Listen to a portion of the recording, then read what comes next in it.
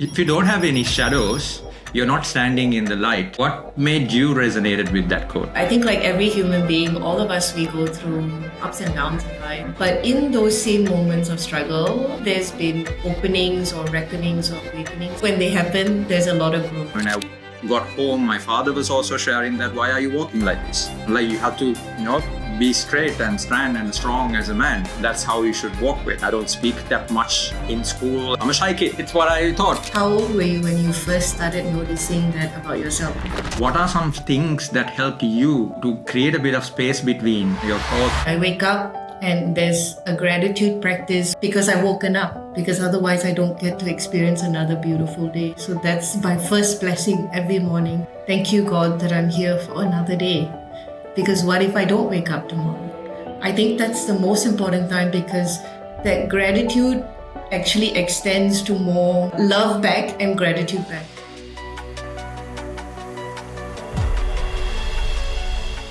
If you don't have any shadows, you're not standing in the light. What made you resonated with that quote? I think like every human being, all of us, we go through ups and downs in life. But in those same moments of struggle, there's been openings or reckonings or awakenings. When they happen, there's a lot of growth. When I got home, my father was also sharing that, why are you walking like this? Like you have to, be straight and stand and strong as a man. That's how you should walk with. I don't speak that much in school. I'm a shy kid. It's what I thought. How old were you when you first started noticing that about yourself?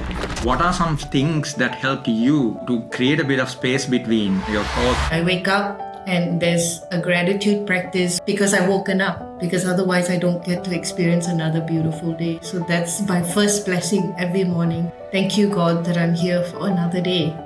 Because what if I don't wake up tomorrow? I think that's the most important time, because that gratitude actually extends to more love back and gratitude back.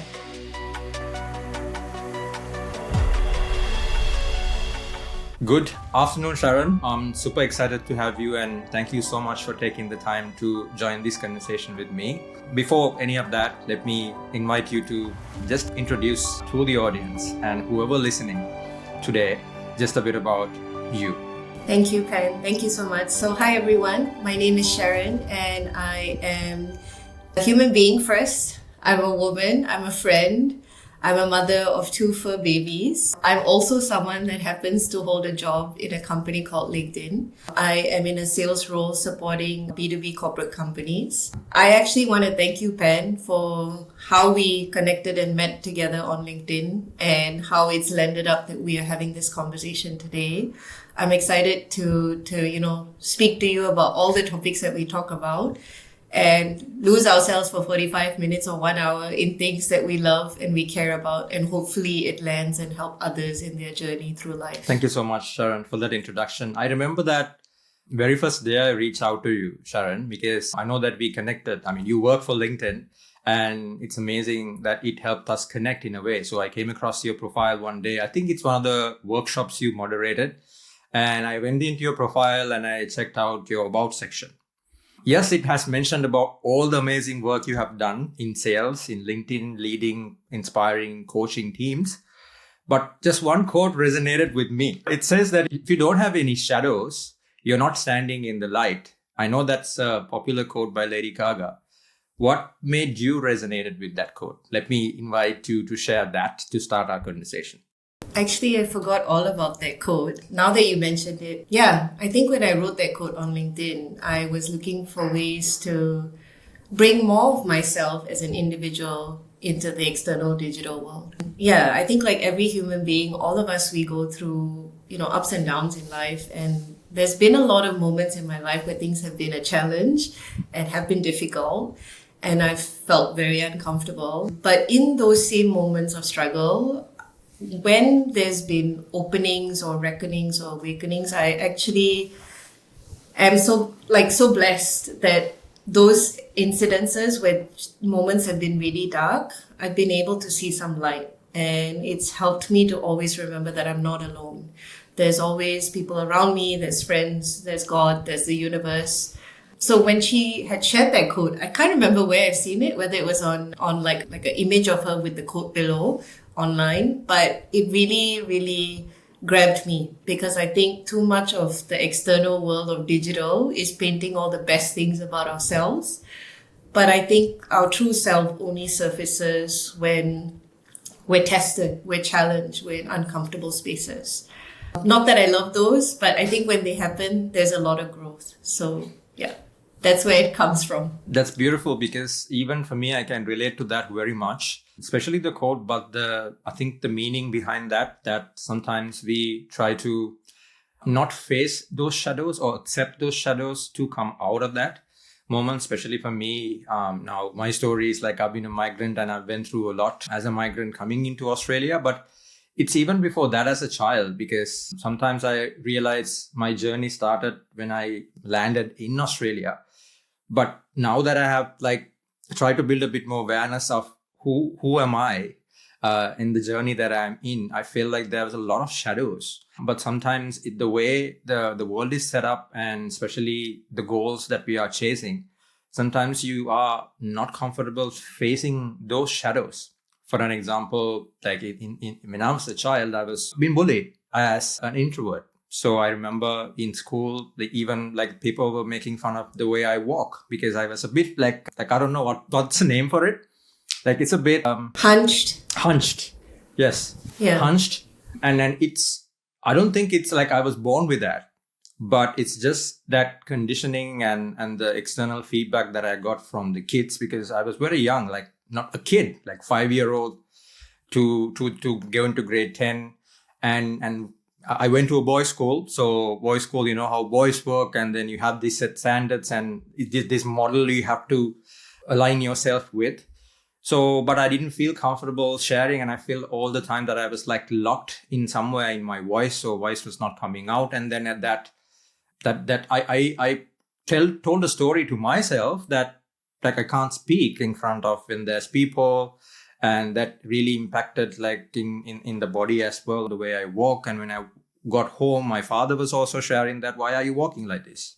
Like you have to, be straight and stand and strong as a man. That's how you should walk with. So I think I carried that throughout. It didn't stop as soon as I finished high school. When I got into the university, it was the same. I knew that there was something in me, but I was afraid of that shadow. And I'm comfortable to talk about that. So I thought of like sharing that today, like maybe like as to start off our conversation, Sharan. I was going to ask, how old were you when you first started noticing that about yourself? Like your body was hunched. How old were you then when you noticed that about yourself? I would say I was old enough. Like I was around in grade 3, 4. That means years, 7 or 8 years. Because even at that time, I think that's where I get into the sports and activities, start picking up some extracurricular activities. So it's not just studies. So that's where I start noticing this, when I really got that exposure to work with or get into sports and play with my other friends at school. That's where like I noticed that there's that something in that body as well.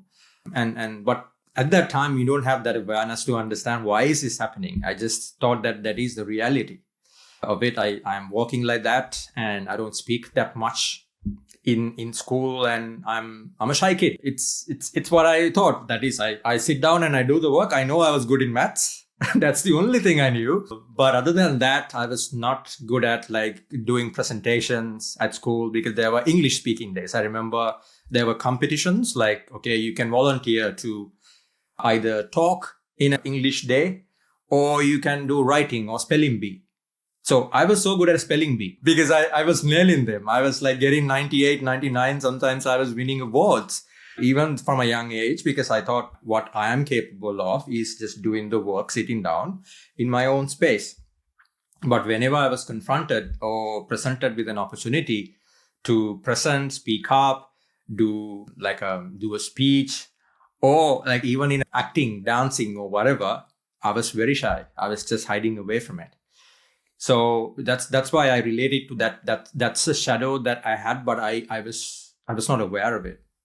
I was not aware of that shadow. I thought that shadow is gonna be with me forever in my life, and there is no way for me to acknowledge it.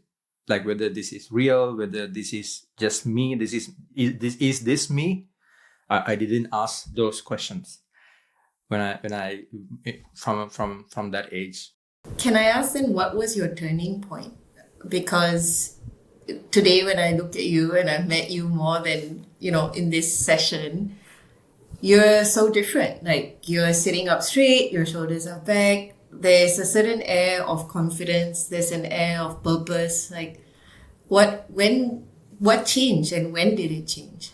I cannot, to be honest, recall one moment or one trigger, to be honest, Sharan, because there was like coming from a third world country, there was so much going on and you didn't have that space to self-reflect or understand yourself. It was just like, go. But I remember when I finished my high school and when I went into college, I would say in Sri Lanka, it's university. Naturally, we got into a university project where we had to complete, as usually, the last year. And I was the one who organized the team members together when there was like a lot of uncertainty around who is getting into which group. And I just thought, okay, I'm going to get these people because we can work together. I identified some people who will fill in different skills. So for an example, even though I did a software engineering degree, I hated software engineering. So I didn't like doing coding. I loved managing. I loved leading. I loved like coordinating stuff. That skill was there. Like even from before the university, I like coordinating and organizing things. Even for like a little trip, I get excited to check where we are going and all that. So I got some people, about 10 people to the group in the first degree, like first university project. And people said, hey, they used to call me Panita, and you can be the leader because you got this group together. And now that we are in a group, what should we do? So there were some other people who only want to do software engineering, nothing else, nothing about going and talking to the lecturers, asking about what are the deadlines or making sure the schedule is running well or projects or whatnot. They were like relying on me, and they just, I would say it was a natural transformation or whatever. Like it's just a natural assignment of me, people expecting me to lead. And I took it. I was not confident at all, I would say, when I started that. But in the end, we got a minus, not an A, but A minus.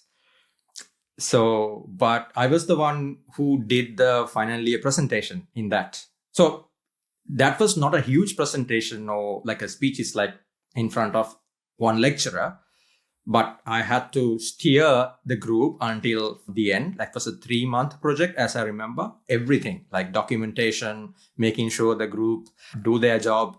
And in the end, we delivered the presentation. That was like the cherry on top because we had to present it. And then based on the presentation, they will give us marks. So at that time, I said, I did a presentation. That was okay. I got some feedback from the lecturer as well, Pan, that you did a great job. Your project was great. That's why we are giving you a minus. And other people in the group said, oh, you saved us. Because leading up to this point, we didn't know how we will deliver, how it will come off.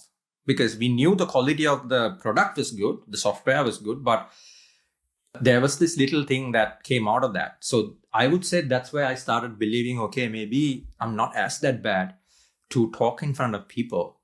And 2 years later, when I did the final year project, it was obvious choice because they said, okay, you did the first year project and you're the leader. You just do it. You take care of us. We just need somehow to get through this. That's why I feel it's all started, that I felt a bit more at ease of talking to people and speaking up in front of an audience and leading people. Because leadership is also something that I thought that I'm not good at. Because if I can't speak, if I can't like stand up straight, how can I lead? I'm just someone who's sitting there in a corner. So that's where I think it's started off, Sharan, I would say. I was just gonna add that it's interesting how, from childhood, sometimes we carry certain things, like how you carried this idea about yourself. I like to call it a story because stories may not always be real. And the thought is that I can't speak up, maybe I'm not a good leader.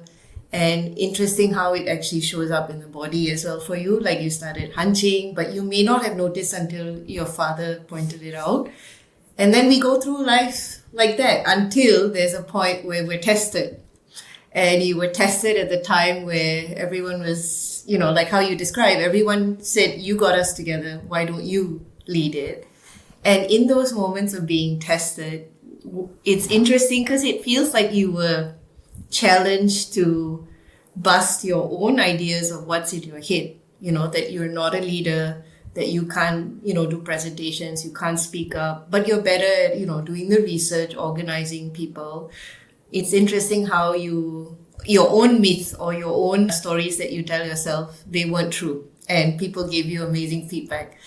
Actually, that's something I realized that maybe we don't do enough. Not as many of us do enough in our day-to-day life, or pay attention. Because that's also something I realized about myself too. Like, I don't really pay attention to how I do certain things. But in the last few months, especially, I've started to kind of like slow down and listen to the thoughts in my head.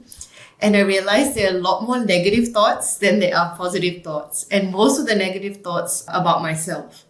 And for other people, there's a lot of love and grace for others. But for myself, there's a lot of negativity, criticism, expecting expectations of like perfection and all of that. And so I realized as well, if I pay attention to my thoughts, this has been an experiment I've been doing where I speak kindly to myself every day. And I don't know if you can see, I actually have a mirror where I look at myself every day and I say nice things to myself in the mirror. I say things like, I am kind, I am lovable, I am enough. Because I think a lot of these things hold us back. And like you in childhood, I was very quiet. I was the middle child, kind of lost between my two brothers. They would always end up getting my parents' attention. And I felt I just had to be the good Indian girl. The good girl that listens to parents, teachers, and doesn't try to challenge anything. And I thought I wouldn't be someone that would be able to speak up or be confident or eloquent. And I had my turning point as well. It happened around the same time like you, college, where I signed up for all courses, mass communication. And I myself am so like introverted at that time. I had a few friends, but I got accepted into this course, and the course is called Mass Comm. And if I am going to be quiet and not speak up, I realize, it won't work. And the more I put myself out there in uncomfortable positions, like the way you did with your university presentation, the more what happens is you realize that those things you tell yourself, they're not always true. And here's an opportunity to put yourself in a position to test it out. Although it's not comfortable. I don't know how comfortable were you presenting, but usually after that, there is new discoveries and new things that you find out about yourself. Oh, I can present. I am confident. I am a leader. Yeah. That's amazing. I'm so glad that it resonates with you as well, Sharan, because I think I like the fact that we elaborated the part that the voice in your head. And I feel like that we are sometimes our most critical judge towards ourselves and more than the others. Like sometimes I ask this question from others. And with that, I know that both our stories, either we created an opportunity to either test it. As you said, you need to find opportunities to test it. For someone who's going through the same right now, for an example, they feel like they can do better, and then something is holding them back. Maybe it's the fear, or maybe it's they're not maybe conscious about it. So how to create that opportunity if they don't find an opportunity to test it out? Do you have anything to add in that? Let's say someone going through that, how to create that opportunity to test it?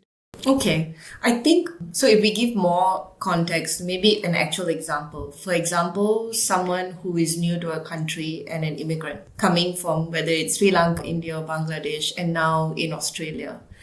There are obviously a lot of challenges like the ones you shared with me in earlier conversations about being new to a country and then trying to find a job or trying to even get accepted into a group, friendship group even, or even to apply to, do additional programs or courses and things like that. There is sometimes, because it's a new environment, it's a new location, new people, how do you then assimilate?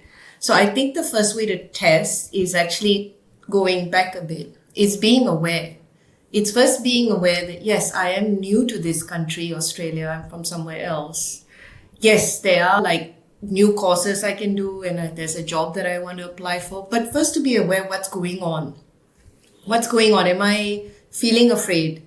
Am I feeling it's not possible? So what's going on, that awareness is three parts, the way I look at it. One is from the mind, because we're always talking to ourselves. And so for some of you listening, I just want to give you the confidence that whatever you are hearing in your mind, and when we say voices and talking to yourself, it doesn't mean that you're crazy or you're schizophrenic or something's wrong with you. We all have many voices that are talking in our head. And that busy mind is called the monkey mind. And we know that if we are not aware of what we're saying to ourselves, it's not possible to get a new job in Australia. It's not possible to apply for an internship. It's not possible to meet someone somewhere and then share what you can do. What are your skills?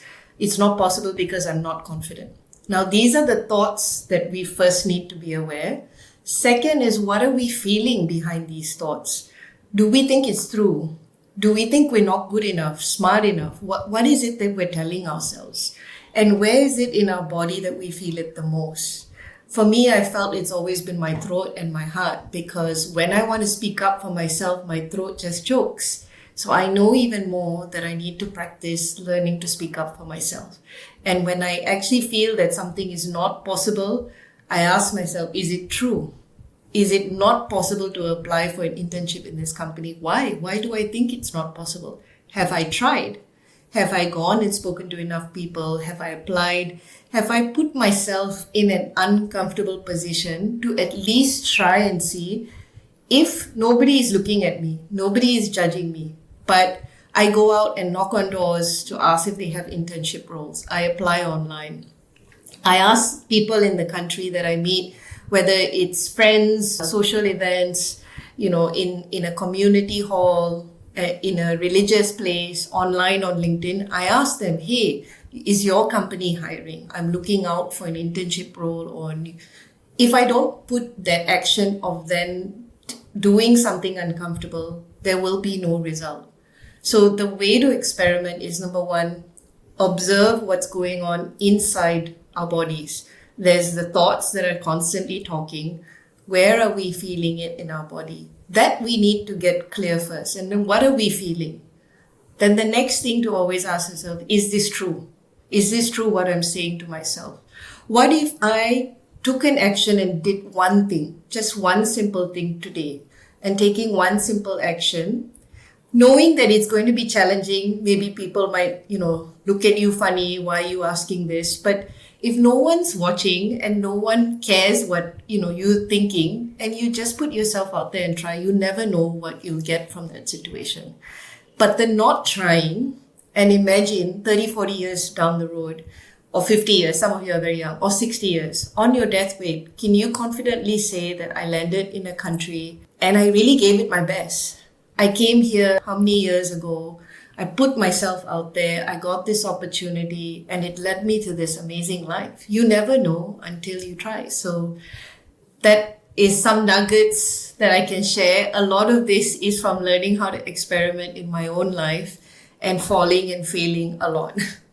And getting up and saying, it's okay, I'm going to try again. Let me do this again. Let me be uncomfortable again, because who knows if I tried where I'll end up. That's beautiful, and thanks for breaking it down. I think that is so helpful, because sometimes when we are faced with that kind of an obstacle, I feel like a lot of people I have spoken to as a coach during the last 4 years, that they are stuck in that question. Like they know there's something, but they don't know how to break it down. So as you said, like first step is not finding the solution or finding an action. It's just observing it. It's just paying attention. That's the only way you can build awareness around yourself. And then you'll see, okay, just being in touch with your body and being in touch with your emotions, and to ask, why am I feeling the way? Is it true? Is it, as you say, is it an assumption, or is it something that someone has said to me? And then navigating to taking action or finding opportunities to tackle it. Because I can relate to that in so many ways, Sharan. Because when a lot of people ask me how, like, you become a career coach all of a sudden, you've been in IT. Like still when I meet my friends when I go to Sri Lanka, they ask me, hey, you've been in IT all your life, like doing this thing, right? Like IT. What made you become a career coach? And one of those moments that I always thought that I cannot coach, and I got those. feedback as well when I announced that I'm becoming a career coach. But one thing I did that time is I allowed myself to fail. I allowed myself to be judged. I know it's easier said than done, but when I put myself out there on LinkedIn, sharing my story, sharing my weaknesses, my learning journey as how I, got to where I was at that time from being an introvert, from being bullied. I do got a lot of messages saying that, do you have a certification? How can you think of you can become a career coach right now by not doing any certification? Like, are you even qualified for it? I thought that you're doing IT and your specialization is, helping people with IT stuff. How can you coach someone? I got it, but I accepted myself to receive that feedback, but I decided to put myself there anyway and then share one post.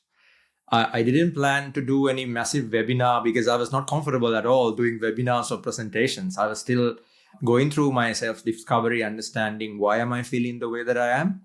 So I wouldn't say I overcome all of those self-doubts, beliefs about me being an introvert or not being able to speak up. But I just decided to share one post. And that post was about how I became a career coach or an IT manager, leading people in a global team after being called as an introvert or after being bullied for not speaking up at school.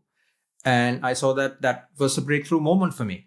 I do got a bunch of likes and stuff, but it's just, I did it for me. I did it for me. And I felt like some air went out, some kind of energy released from my body when I click post that day. I still remember that day. That was 5 years ago when I didn't even have a massive plan or business plan to be a career coach. I thought I'm going to do it. I'm going to see if I can help at least one person who's like me, who's that introvert thinking that I can't get a job in this. I'm alone. I just have to pick up any job just to support my family. And you're not good enough to get into a job or a corporate world because you can't speak well. You're not a native English speaker. I just want to get that message out to one person.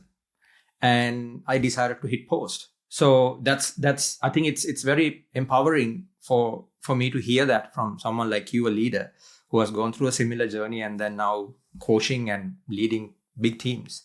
So I thought that would add a bit of value or some insights to the audience. Sharan. Thank you for sharing that. Currently, I don't lead a team. I just wanted to like sort of make that distinction. But I actually want to say everyone can be a leader inside, and you don't need to lead a team to be a leader, but it's also how you show up in the world. And your story of actually going from being an introvert, being bullied in school, coming new into a country, working in a corporate job and from a corporate job, just switching, making a declaration and telling the whole world on LinkedIn and then moving to a career coach. Honestly, that's phenomenal. That's the Lady Gaga quote.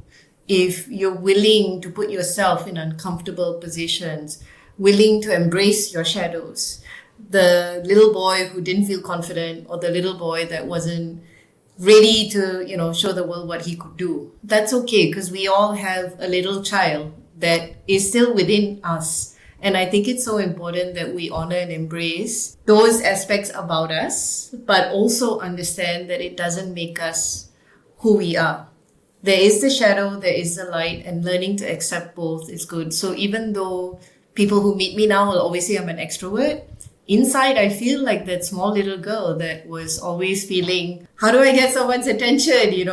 Because both my brothers were getting, more of the attention from family or friends. That girl still lives inside me. But at the same time, I know that being the silent introvert and listening has its benefits, and also being the extrovert has its benefits as well. And it comes at different times. We're also talking about shadows, and shadows are even more. Like, there's parts of me that gets jealous because other people are doing well. There's parts of me that look at social media and say, oh, this person has this, I want this too. That's sides that I'm not very happy to openly talk about or share, but it's there. Jealousy, ego, envy, wanting to prove, wanting to show I'm better, wanting to show I'm more powerful than someone else. There are sides of me that I'm not always proud of. But I am aware that when it comes up, I know that that's just a part of my ego. And I know that if I manage it well, I can pull that back and bring the real Sharan, the Sharan with light back in the conversation, and not the ego that wants to challenge or prove or please or, shows that she's better than other people. But that part of me also still exists. So some days I feel a bit like Venom, the movie Venom, the guy with the monster that comes out. And some days I feel like I have that part of me and I have to watch when I let the monster come out. But I am mindful that the monster lives inside me. So when I say monster, it's not to scare people, but in that movie Venom, there is this creature, and that creature sometimes is bold, is so daring. And meanwhile, the main actor of that show just wants to not do anything. But the creature's like, no, we're going to go and try and do that. Sometimes that side of me also comes out. And actually that side is needed to get something going. It is to be uncomfortable, to take risks. But sometimes that side is an ego-driven side, and I have to pull back and watch and not be in that space. So it is actually learning to embrace the shadow. And here the shadow isn't just the physical shadow. It is parts of ourselves that we don't always love. We don't want others in the world to know about. But we don't have to stuff that part down and put it in a closet and not look at it, because if we don't learn to embrace or live with these parts, they will come out in ugly ways. And this is something I've learned from my own experience.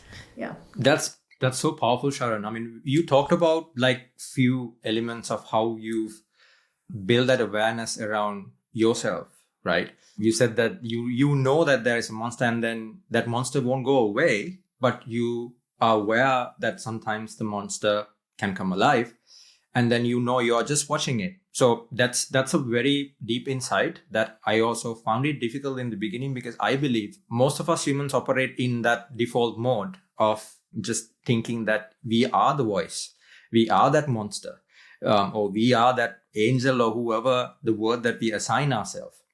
But what, especially for someone like you who's having such a busy role in terms of work, and I'm sure the others might be thinking, how can I create that space in between so that I can observe, or create a space between my thoughts, and just be aware of this person, or be aware of this other identity or the voice. What are some things that helped you to create a bit of space between this other person, your thoughts, or the monster? Sorry to call monster all the time. I don't want to call the monster, but it's just that how did you implement what any other things you implemented to become a bit more aware of that voice?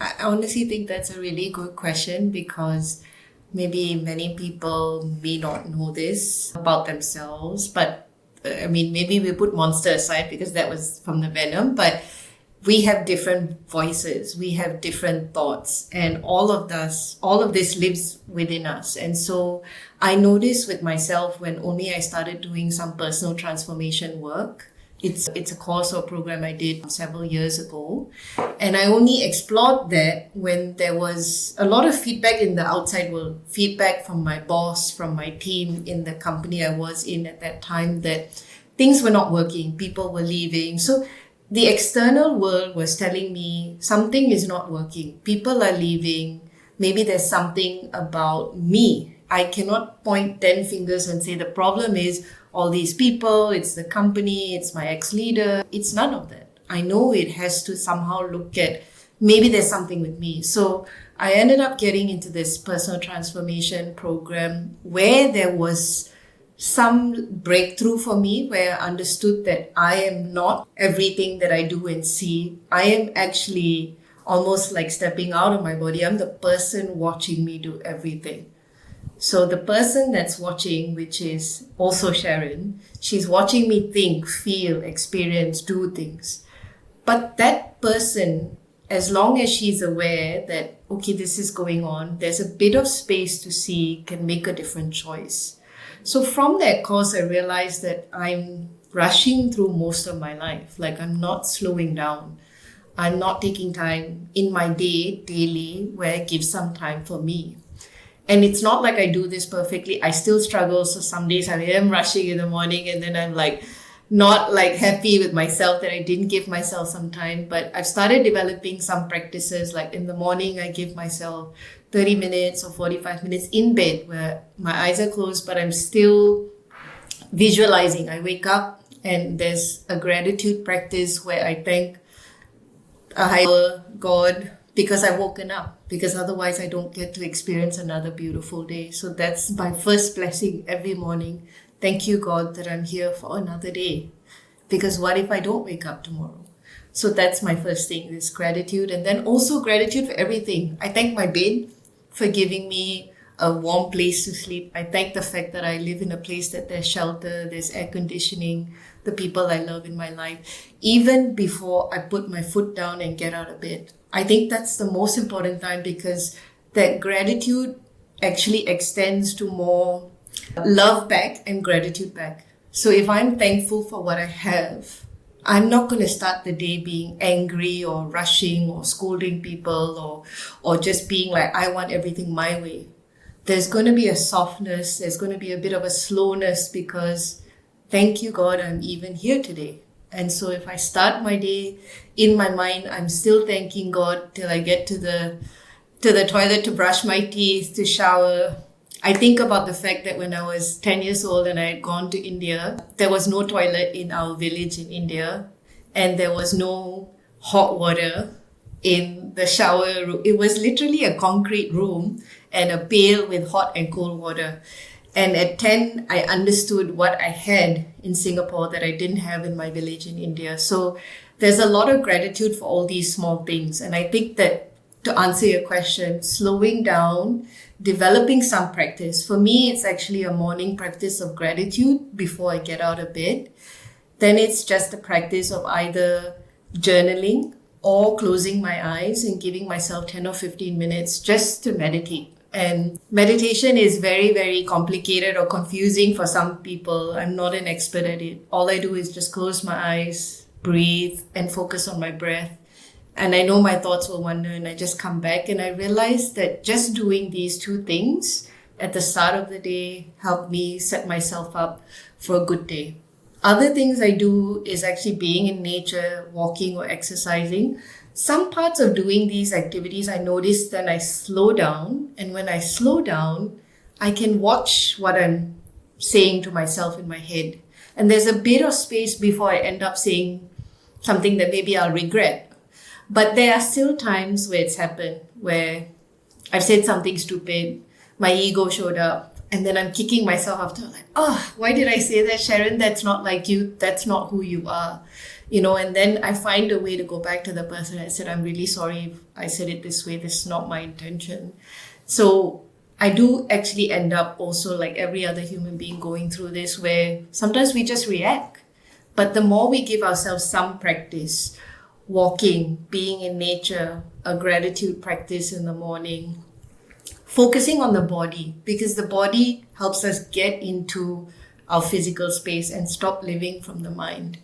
And anything in the day that brings us joy. So for me, it's listening to music, and I have a table that can go up and down. So sometimes I just listen to music and I move and I feel good, and then I do my next call, and it really helps me. So different people may have different practices. Like, what do you do for your day? Like, I'm sure you have a practice as well that others can learn about. I'm so glad that you asked me that question, and then how you ended up your answer, because I truly believe it's different to each people. Because whenever I feel that someone hear the word meditation, it's easier for them to say it's not my thing, and I haven't it sounds like a very heavy word. I don't know if that will work for me. And I love that you share that, finding things that slows you down. So certain things that make someone slow down can be different to each person. So for me, I have a very similar practice, I have to say, Sharan, because I start my day in the bed. Like, first thing I will say, I'm thankful. I'm thankful for being alive. So soon as I open my eyes, that's the very first thing I say. And immediately I started saying that, like, I think maybe a year ago.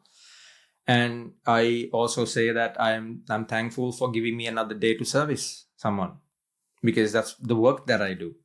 Because even if I can talk with some person today who's struggling to get a job or struggling with anything, I'm thankful that I have that opportunity to service someone or help someone feel a bit better. And that's how I start my day. I then go and just either make breakfast to my partner or we have, breakfast together. And then before I start my work every day, I do read a chapter of a book and then meditate. So, and I know it was really difficult because someone who's listening might think that, okay, it's easier. You have like your business and you can create your own schedule around what you want to do. You don't have a boss. But I have to say it was really difficult for me to build that habit. And in the beginning, I was not consistent at all. Like, especially the meditation part. Like I knew that I had an upbringing being being raised in a Buddhist environment of what meditation is, different types of meditation. But still, when I started doing it, I couldn't keep up with like, especially my mind and then that habit of doing it every day. So initially what I did was I installed the habit app, like a free app in the phone. And then I started tracking like, okay, how at least 3 times a week can I do it? And again, I was getting into a phase of, okay, judging myself. Oh, I didn't even commit to 3. It was only 1 last week, right? But at least I knew that I did 1. So it slowly picked up, but then the practice itself. Now the reading also, I connected with someone I wanted to read, but I was so not good in keeping that consistency. So what I did was I reached out to someone on LinkedIn who is a dear friend who talks about books. His name is Mohit and he helps people build a reading habit. So what I did was, okay, I struggle with building a habit. I love reading, but I don't know how to build a habit around it. I reached out to him and then he gave me some tips around like being intentional about, okay, putting some habits during set schedule. So I started, okay, before I start work, I will read 1 chapter of a book. And then luckily enough, I started reading Atomic Habits. So it was about building habits. So yeah, great book. And then I slowly like integrated a 10 minutes of meditation after that. After reading a chapter, if some quote or some chapter resonates with me, I reflect on it. And then it slowly, helped me to get into a meditation and a simple meditation practice about thinking about that, how it impacts me and how I apply that in my life right now and before. And then I just focus on a simple breathing type of a meditation. So, and then I enjoy my walks. Now for the last 1 year, I always go for a walk, whether it's raining, whether there's sun, whether it's winter or whatnot. I always try to go for a walk for 10 minutes around the block that I live in. And that simple exercise, it takes 10 minutes for me. And I feel I have so much of friends outside. Those are the trees, not human beings. Just walking and there's a corner that I take when returning to my house and there's this beautiful tree and each season I feel how the tree changes. And sometimes I stop and observe that tree and I feel like I'm like being with nature and I feel there is consciousness to it. So I felt like that's the part that helped me be grounded and build that awareness and stop that like voice in my head, even for a little bits of time during the day. Those things have really helped me to build a bit of awareness and take a bit of break from that voice in my head and be the person who observe and then try to respond to situations and rather than reacting to every single thing happens. So for an example, now I wake up, I am constantly thinking. I know that I am thinking about these things. When I try to brush my teeth, sometimes I catch myself. Okay, you're thinking about how to check your email. So I think, okay, let's get back to brushing your teeth on the right side, right? Even when I'm having a shower, I sometimes be grateful for this water that the universe has given me. But again, it doesn't stick around for the whole time, but it's just that little bits of time that I catch myself and then getting that awareness back, Sharan. That is amazing. I was just going to say all of what you shared is what I've been listening to in the last 2 weeks. There's this woman called Louise Hay.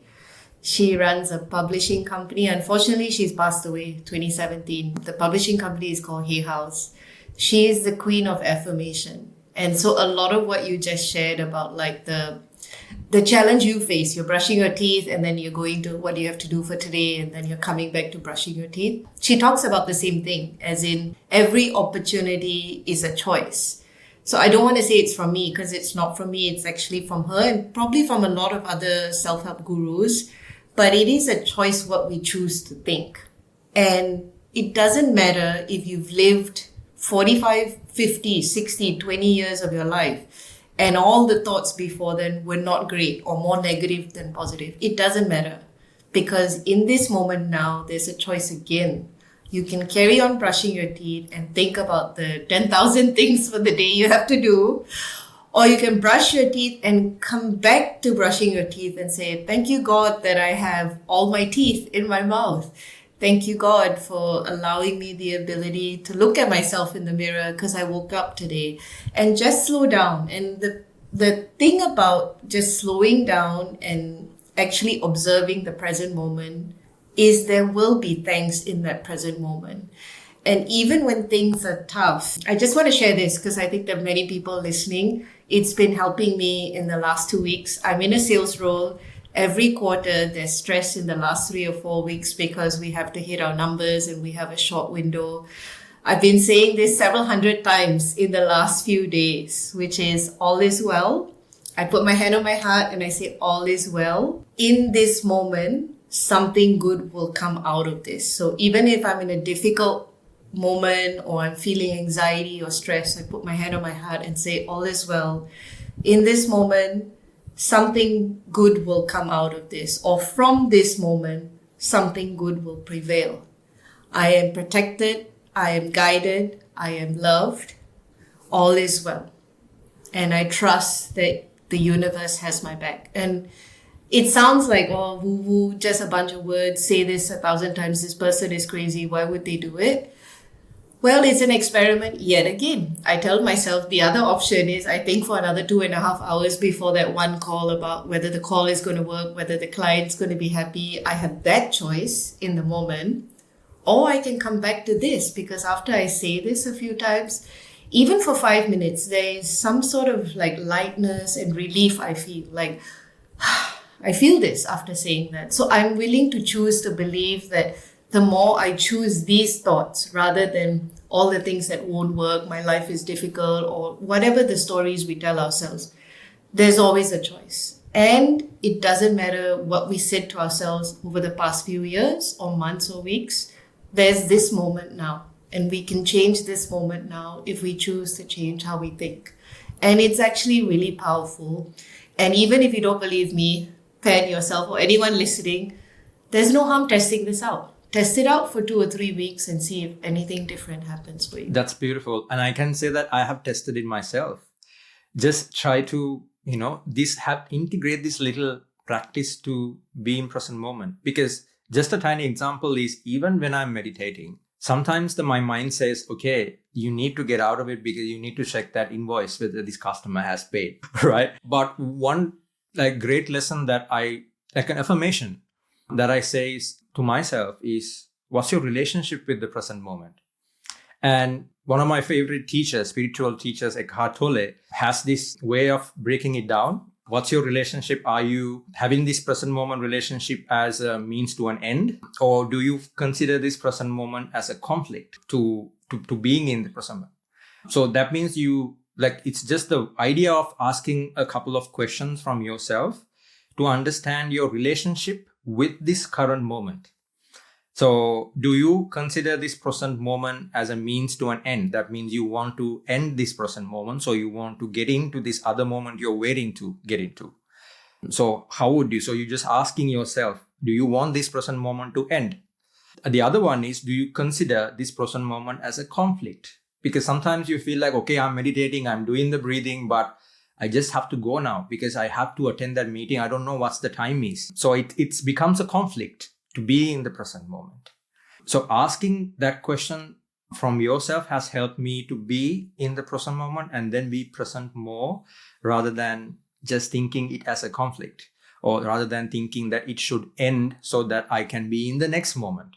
Those are two powerful things. And Eckhart Tolle really is the guru of the present moment. So that's something new I'm learning from you, because it's not something I think I've heard before but it's true what you're saying. I've had moments where in this moment, I'm actually thinking, just can't wait for this to end, whatever the case is. And usually it's when something is uncomfortable. For me, sometimes it's a challenging conversation with someone. a client is having a conversation with me, it seems really like difficult or challenging. So I'm looking forward to the end. And so then I'm not present in the moment. And most of the time I don't realize it there and then. After that, I'm like, oh, just waiting for this to end. And so there's so much truth to that. And I think it is a real challenge. It's not like you and I are talking and we're experts about being in the present moment. It's a human being journey that we're taking, where being in the present moment, every moment is the now. And it's a challenge to always stay in the now. But we're human beings, and it's okay to not be perfect and, fault ourselves. There's choice again, right? Now that I'm aware, right now in this moment, what do I choose for myself? Do I choose good feelings? I wouldn't say good feelings. Again, there's no such thing as good or bad or positive or negative, but what do I want to feel in this moment is my choice. And I can always choose a different thought or an emotion. And if we focus on choosing thoughts and emotions that uplift us, it's quite interesting how the outer world will find ways to meet us. And it sounds so philosophical, but if I choose to say, I'm not good enough, things are not working, I'm stressed, I'm anxious, there's a lot of overwhelm and fear that I feel in that moment. Then the world, the universe gives me difficult conversations, difficult people, things not working out, a lot of tension and stress in the outside world. I've noticed that a lot of times when I come with that fear or stress or anxiety, this is what I'm met with. And I've struggled with that a lot. I'm not an expert by any means. And so that's how I turn to, where can I change my thoughts? How do I change my thoughts? Is there a way I can change my thoughts? Can my thoughts really change my reality in the future? Why not? I try it out. There's nothing to lose. If I wake up 5 minutes earlier, or in this moment, instead of watching a Netflix show for 5 minutes, I just do this, where I ask myself, what am I feeling? What are my thoughts? And then say, I don't like this thought. I want to change it. Instead of feeling that something is not going to work, I'm going to tell myself that whatever is about to happen will happen for my good. And all I need to do is ask myself, have I put my best in this? Am I proud of myself in this moment? And let the rest happen. I'm saying this is advice to myself, because every moment I may come up again feeling really stressed. And again, this own advice that I'm sharing with you is the advice I would share with myself and then practice again. That's amazing. That's, I would say, golden nuggets. I would say wisdom, Sharan. Like, thank you so much for sharing that. If I may ask you, because I think what I'm sensing from you, that you've done a lot of work, inner work. Do you consider yourself spiritual, religious? And how does that help? Like, based on, I don't know how you would answer that, but do you consider yourself your spiritual or religious, and how that has helped you to work on yourself or to for your personal transformation? It's a difficult question. I don't know how to answer it. I don't think I'm religious. I mean, I love my religion. I'm Sikh by religion. I love my religion because one of the first things I learned as a child is that we are all one. And the word in Punjabi is Ekonkar, which means everyone is one, not just human beings, animal life, plant life, anything that has life is one. And we're all from the same one source or creator. So for that, I love that about my religion, but I can't say that I'm religious. I don't resemble 5 elements of what Sikhs would have. We have 5 elements that represent Sikhs, which is an outer facing image of what a Sikh is. But I think inside my heart, I'm a being that wants to love and be connected with myself and others. And I feel that that's probably more spiritual. I believe there's something higher than me. I don't want to believe that we're all randomly living our lives. We're born and then we die. I want to believe that there's something higher. I want to believe there's kismet, there's karma, there's connection, there's a plan. But I wouldn't say that I'm religious. I would actually say I'm more connected spiritually with myself and others. And I believe that if I do my best and put my best energy-wise in this world, I will be returned with that. And best here doesn't mean a lot of actions. Like, it's what I put out. If I want more joy for myself, I put out more joy. If I want more love for myself, then I need to give love. So it's not like what the outer world gives me. It's a mutual exchange of energy. So I think to answer your question, maybe that means I'm more a spiritual person, but I have a lot of challenges with answering what I am with this. I'm just a being going through an experience just like you and believing that there's something higher than myself. Thank you for that beautiful answer, and what a wonderful way to put it. Like, as I think this conversation itself made me feel like it's like we are exchanging these energies that we have, and I truly believe in that one energy, like oneness. I can relate to it so very much. And thank you for sharing those beautiful words, because I also I'm a very fond of that, like our interconnectedness of, and then understanding like my inner self. And then as I said, like what I can do as a being is just sharing my love, empathy, and be compassionate to me and to whoever out there, including the nature and this whole universe. It's a wonderful way to live. But I just thought of asking because I understand, especially as migrants, when you migrate like to different countries, you go through these different beliefs, different cultures, different religions. So you constantly navigate. Sometimes you get into this conflict of the beliefs that you had, like when you were a kid or whatever the point, until you migrated. And then after you migrated, you find it difficult, because this is what I find with a lot of migrants that I help, that they find it difficult to find the belonging, I would say. And that comes from that, either it's not just religion. I don't want to just fixate into that bucket, but it's just the beliefs, the conditioning, what you've been taught about life is what's right and wrong. Simple as that. So that's why I thought of like sharing that on the way that I feel right now and how I look at life after, several years of being in a different country. Sharan. While you were speaking, it just reminded me, because I think this would be something everybody can relate, especially if they are someone not born in the country where everyone else is the same race, religion, speak the same language, eat the same food, or are the same skin tone. So maybe just for context, like I think you know this, we talked about this, like I'm Indian, but I'm born and raised in Singapore, and my dad was born in India. My grandparents, one or the other side, they moved from India here. But exactly what you just described, I too, as someone who was born in this country, sometimes feel, especially when I was younger, where do I belong? Where do I feel home is? There is still that question, because with my dad's side of the family, there were strong roots with India. So whenever I went back, I felt like finally I'm in a place where everyone's my skin tone. We're all brown. We're all brothers and sisters. Kumbaya.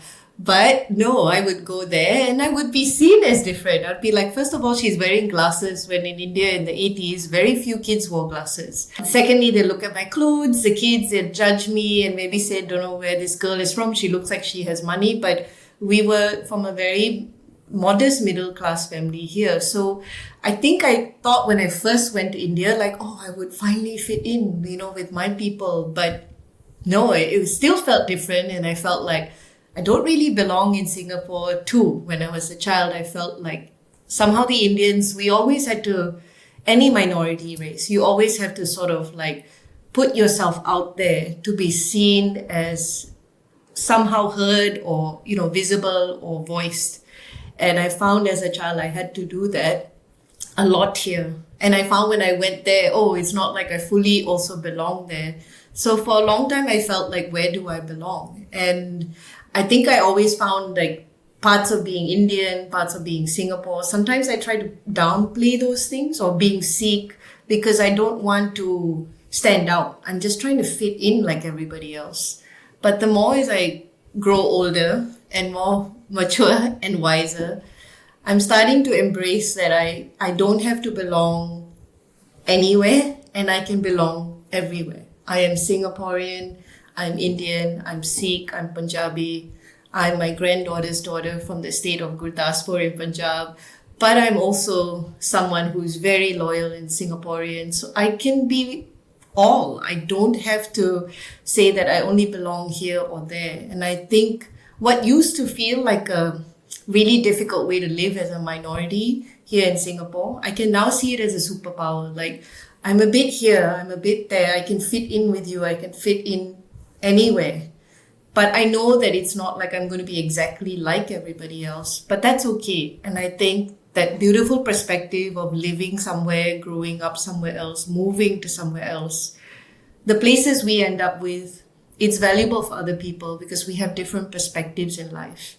And I'm going to come to you now, like, because you were in Sri Lanka, growing up there, and then you moved to Australia. I do believe there are a lot of interesting perspectives you bring from this upbringing. So, like, how has your journey or experience been? Because it's a very different lens of life that you bring compared to someone who is maybe Caucasian, born in Australia for several generations. I can relate to that so much because it's, as you rightly said, Sharan, I mean, when I moved in, it's the culture and the country was so like different compared to where I lived, because I moved to Australia when I was 25 or 6, as I remember. And that means I, like, all my teenage part as a kid, my education, degree, all that, I spent my life in Australia, in Sri Lanka. So when I moved here, if it's really struggling for me to find belonging. And initially, I was always looking at the lens of like what I saw in Sri Lankan values or my upbringing, be it the religion or the value system. If it's really difficult for me to find my place, be it the workplace, be it any other friends groups here. So as you said, I didn't really see that in that beautiful perspective you just shared, that it is itself a superpower. I do see it right now, but in the beginning, and sometimes I still struggle with it, to be honest. To find myself, adjust myself, or find that I am just one. I am just not now a Sri Lankan or an Australian or whatnot. I am just someone who shared these experiences from different countries, different styles of values or whatever. And there's this concept called third culture kids, and I realized when I when I go to Sri Lanka, when I went to Sri Lanka after 2 years in here, I didn't feel like I belong in there too. So I felt like I think it's again the habits that I adapted here, and then the way that I see like life from here. I think as human beings, we adapt things, and the environment shaped us. So I think it's like, especially I was working somewhere here, so most of the work environment was with people who were born and raised in Australia, so who were becoming friends with me. So consciously or subconsciously, I was like aligning with some sort of values, and I was building my life, and then it was like I was framing my thoughts, values around that. So when I went back after 2 years, I felt like it's not the same person who moved to Australia 2 years ago, and I didn't sometimes connect with some of the values or practices, events that Sri Lanka had. So then I felt like, where do I really belong? I started asking this question, where do I really belong? Because in Australia, I'm a migrant. Like, people call me, yeah, you came from Sri Lanka. Like, people ask me questions, where you are from? And I always say I'm from Sri Lanka. And then when I went to Sri Lanka, you live in Australia, but I don't really connect with that too. Some of the things, not everything. So I felt like I'm in the middle. And who really am I? Is it, should I embrace this? Is it a weakness? Is it a failure? Is it like, would I find myself belonging in somewhere at all? Ever? Will there be any time that I will find myself that I belong in this? But later on, after years of work, then what I perceive now, how I see life is, I try not to attach myself to an identity. So, because as you said, like, we sometimes use language, and that's why it's so powerful. Even when I say I was an introvert is a word, and that itself is where I identify myself as an introvert. So to be now, I embrace it. I respect the country that I was brought up with.